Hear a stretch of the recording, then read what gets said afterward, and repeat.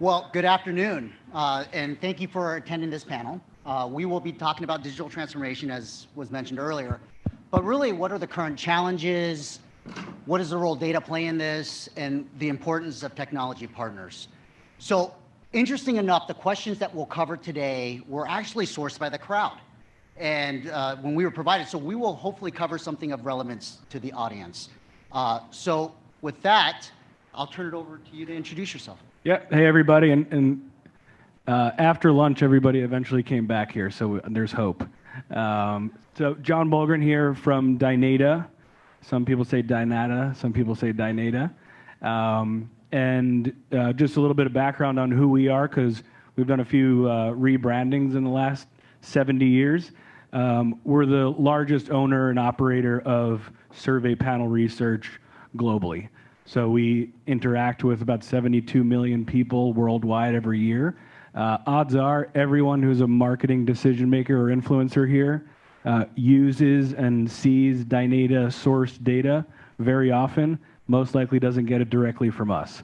So we're probably the best kept secret in terms of insights, and my job is to change that just a little bit. I've been with the company for 2 years, leading one of our advertising effectiveness media marketing groups across advertisers, agencies, and the publisher network side of things. So my perspective, our perspective is going to be marketing with kind of a specific drill down into media and advertising executions. And since digital transformation could mean just about anything, I think this accommodates that. Yeah, absolutely. In fact, maybe to prime up, what does digital transformation mean?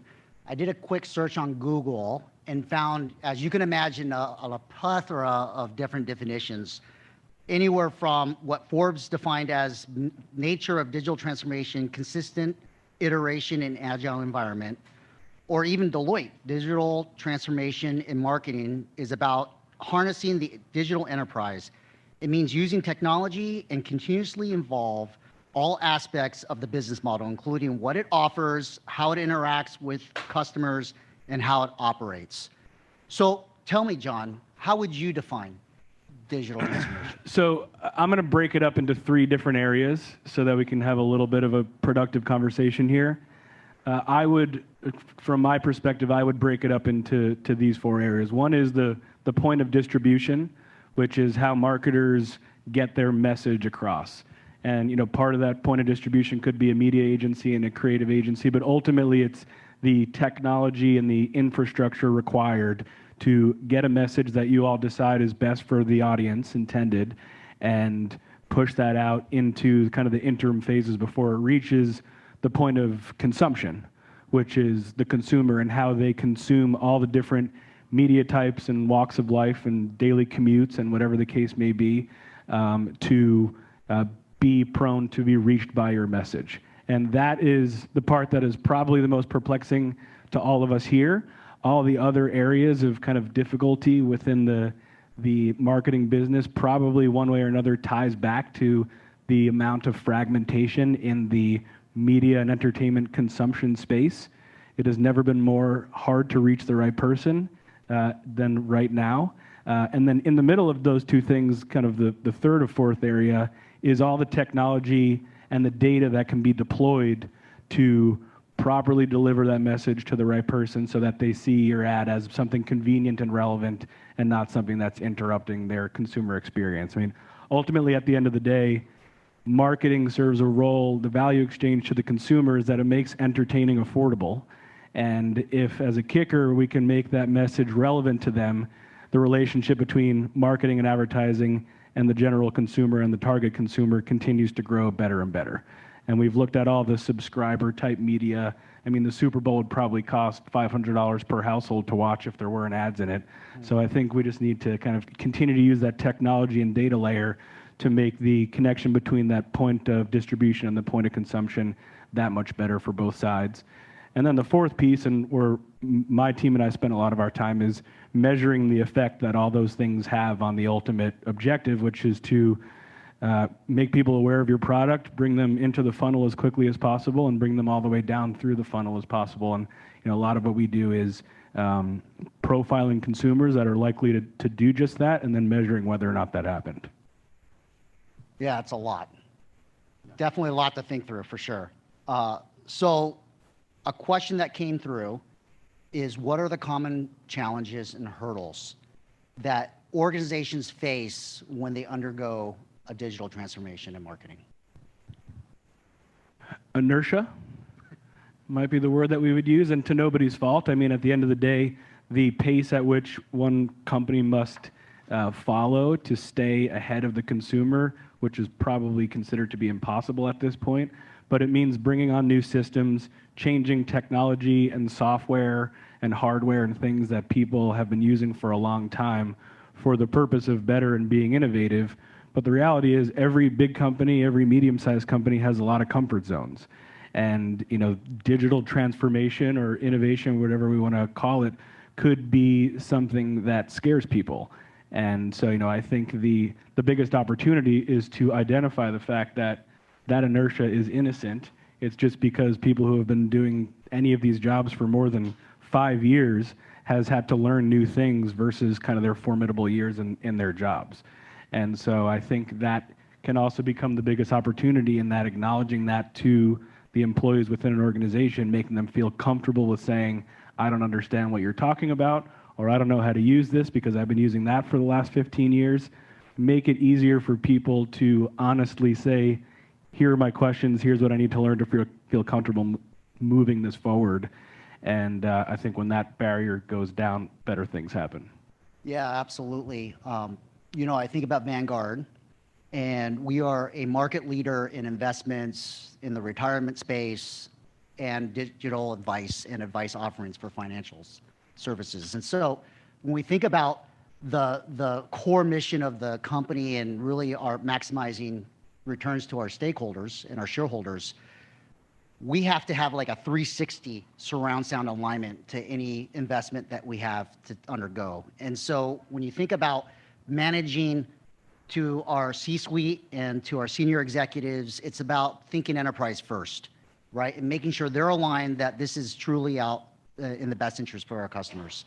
Then we think about the peer set and how the digital transformation is going to impact them and how that may affect the working relationship amongst each of the teams as well as the deliverables that they're obligated to give back to the business.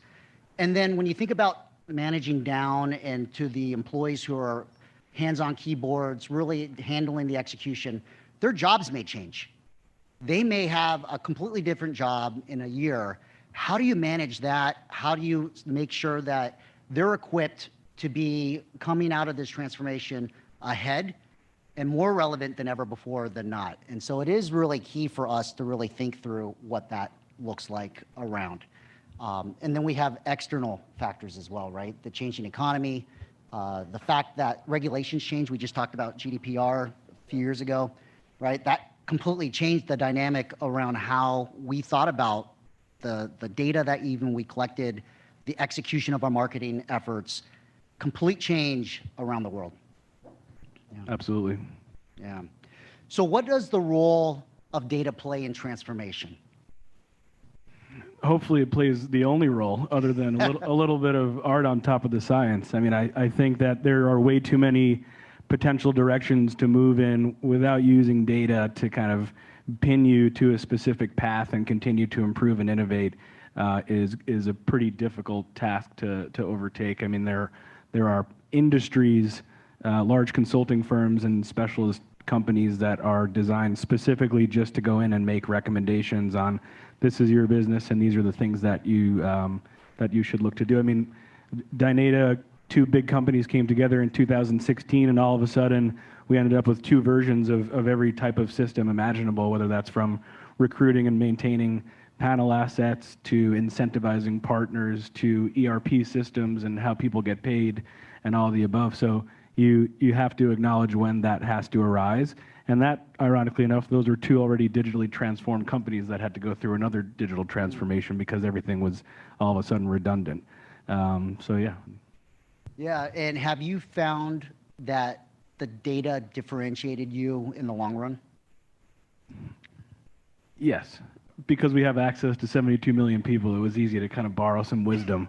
But yeah, I mean, I think data-driven, obviously there are people in any business that know what needs to happen, but always having that sounding voice, whether it's objective, deterministic type data or an advisory board of internal stakeholders that collectively can decide what the best path is to go forward on. But ultimately, whether it is, wisdom of the crowds with some data applied to it, it has to be both, art and science, which we usually apply to advertising type conversations, that the same applies for what's best for a business to maintain the culture which got you there and the principles that got you to where you need to be with, okay, we know we need to adapt, and how can we get that implemented without disrupting everything we've done?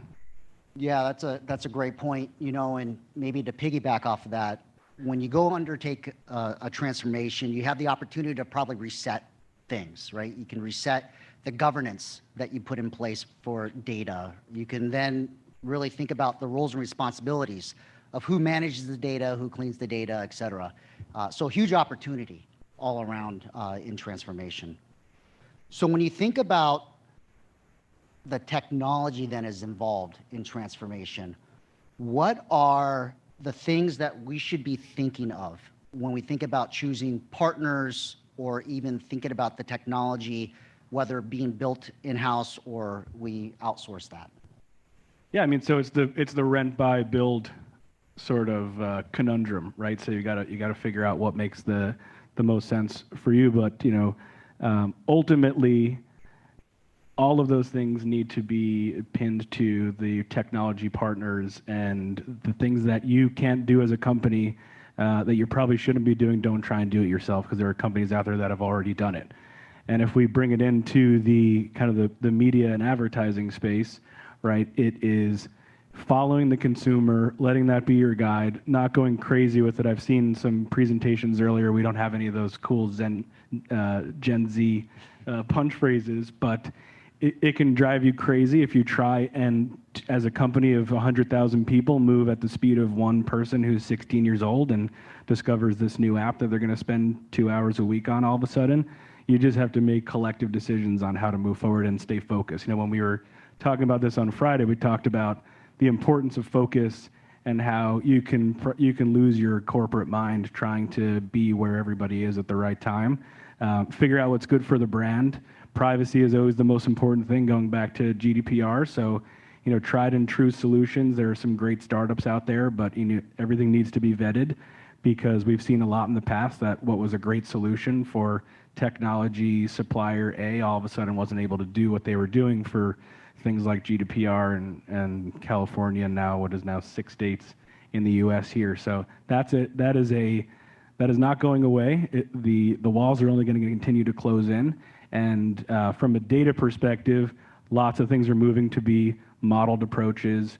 Deterministic becomes increasingly harder to deliver from beginning to end, because all the signals that we used to rely on that are no longer here have to be replaced with some sort of more qualitative layer to keep the trains moving. Yeah, when I think about technology, the importance of partnerships is so critical, given that the landscape changes dynamically. Transformations don't happen in 6 months, right? They're usually a multi-year initiative. Choosing the right partners that helps future-proof your investment is really critical. I don't know about some of you, but bringing a new partner on board takes a long time already. And so to be able to think through these partnerships in a way that allows for us to be prepared and to really catch on to their innovations as we mature is going to be really critical in the transformation as well. Yeah, but at the end of the day, we have to figure it out, right? Because raise your hand if you don't work with a third party on a daily or weekly basis in order to do your jobs, right? It's just a fact of life, right? So figuring out that decision tree, staying consistent once you make that decision, and working with trusted partners to fill the gaps in what you already can do great and what you need to kind of license out and get it done. Yeah. So let's switch focus a little bit here. We have a huge, opportunity, amongst our culture within a company to change. And what is the role that leadership and that culture plays when you're enabling digital transformation?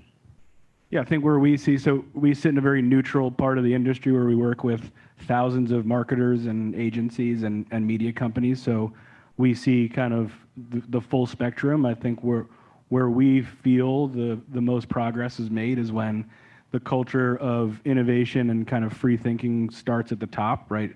No idea is a bad idea until it becomes a bad idea with proof. And making everybody feel comfortable in doing their jobs in a relatively safe manner and not always looking over their shoulder. I think the work from home culture did a lot of bad things for company culture, especially for younger, more junior employees, in that you're not overhearing certain things every day that could help move your career forward. You don't get that ability to look down the other side of the floor and see that high-level executive meeting going on that you might have provided 2 minutes worth of material for. And so it has to be a lot more intentional now.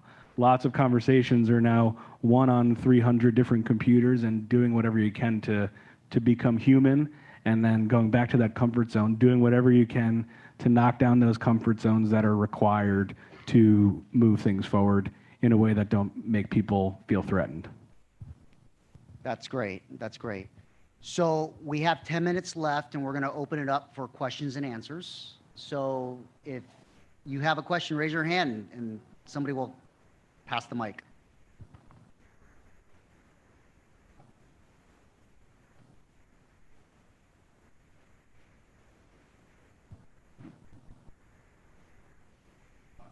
I can do that, Mike. Your background was MasterCard or Vanguard. Can you talk a little bit about marketing, maybe more of a consumer world versus niche, digital investors, that sort of thing, how that changes post-50 next year? Yeah, at MasterCard, I had global responsibility. So there was a dynamic that I had to be aware of cross borders, right? So being responsible in Europe versus in Southeast Asia versus in Africa, there was just a dynamic of how I thought through advertising and how I thought through how I set up my digital initiatives. In the US, where I'm focused on a US business now, there's different constraints, right? There's more nuanced legislation across the different states that I have to be aware of. When I think about the initiatives and sort of how I think through just that user experience, there's a dynamic in the culture just in the US that's very unique that I have to be mindful as well. So when we think about then how does the role of cookies play in the future, the first party strategy is really going to be important in regards to building that data. Well, thank you very much, everyone.